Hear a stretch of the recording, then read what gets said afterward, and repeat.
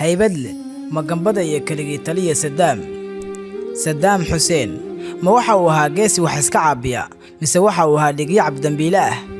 qofna kama badbaadin duqeyntiisii aan loo meeldayin ee magaalooyinka mucaaradka dabargoyntii ka dhacday goobaha dagaalka iyo madaxgoyntiisii marka la eego jirdilka iyo ciqaabtii ka dhacday godadka iyo xarumihiisii nabadgelyada waxaa adag in xasuusta lagu soo koobo qaylo iyo aadaar kala duwan ayay ku dhammaatay hogaamintaasi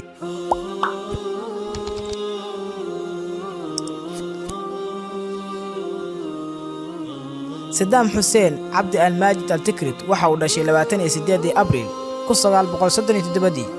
waxa uu ahaa madaxweynihii Ciraaq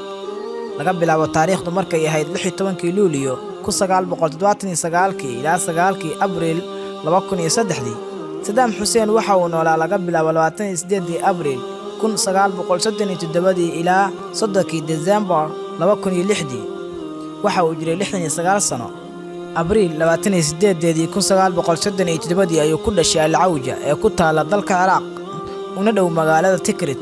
200 kiiloomitir u jirta waqooyiga Baghdad Saddam Hussein waxa uu ka dhashay qoys beeraley ah magaca Saddam macnihiisu yahay geesi ama nin aan gaban ayaa waxa uu bixisay hooyadii Sabah Talfa al-Masallat Saddam ma arag aabihii Abdul Majid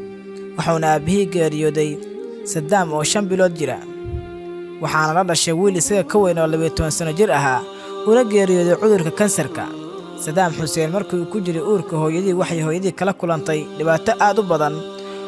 waxaana ay go'aan ku gaadhay inay iska soo tuurto balse Ilaahay ayaan qadarin hooyadii oo dhibaatooyin dhaqaale ahaan kali weyday kadib dhimashada aabihii Hussein Abdul Majid ayaa u raadisay xal ka duwan tii markaasi jirtay umuurtu waxay ahayd mid adag taasoo keentay in Saddam loo geeyo abtigii Khalid Talfa oo nin askari ah ku jiray ciidamada xoogga dalka Ciraaq wuxuuna ku noolaa Saddam guriga adeerkii oo ku yaala magaalada Tikrit ilaa intuu ka gaaray 3 jir sanadii 1940 ayay hooyadii Sabah Talfa mar labaad guursatay saygeedii labaad Ibrahim al-Hassan waxaana Saddam u soo wareegay guriga hooyadii ee cusub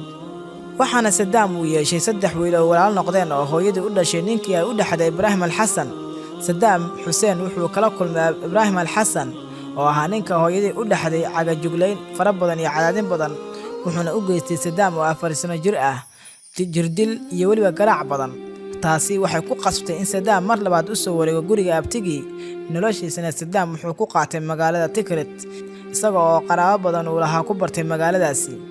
Saddam Hussein wuxuu sheegay inuu waxyaabo badan ka bartay ama ka faa'iideystay noloshii uu la soo qaatay abtigii iyo gurigiisii uu ku koray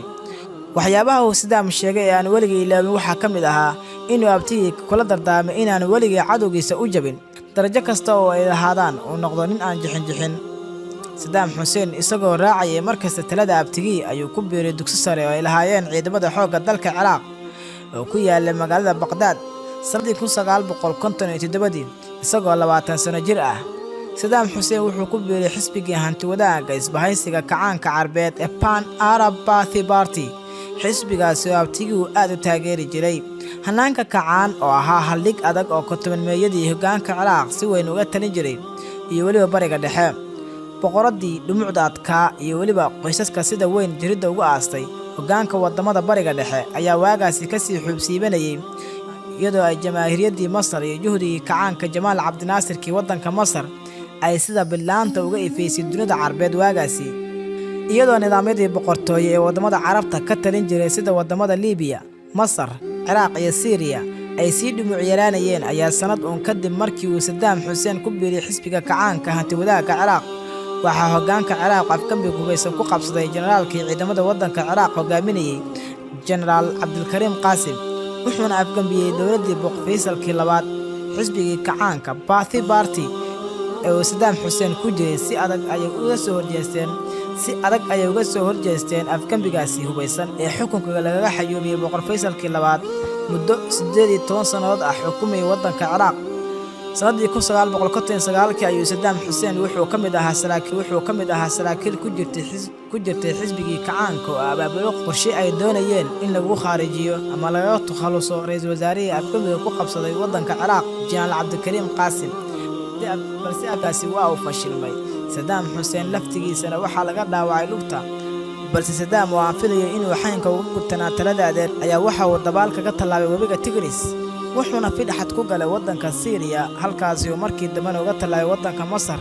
waxaana maamulkii militariga ahaa ee Qaasim uu horkacayay ku xukumay Saddam dil. Saddam Hussein wuxuu ku noolaa waddanka Masar wuxuuna ku beeray jaamacadda Qaahira wuxuuna ka baran jiray kulliyadda sharciga.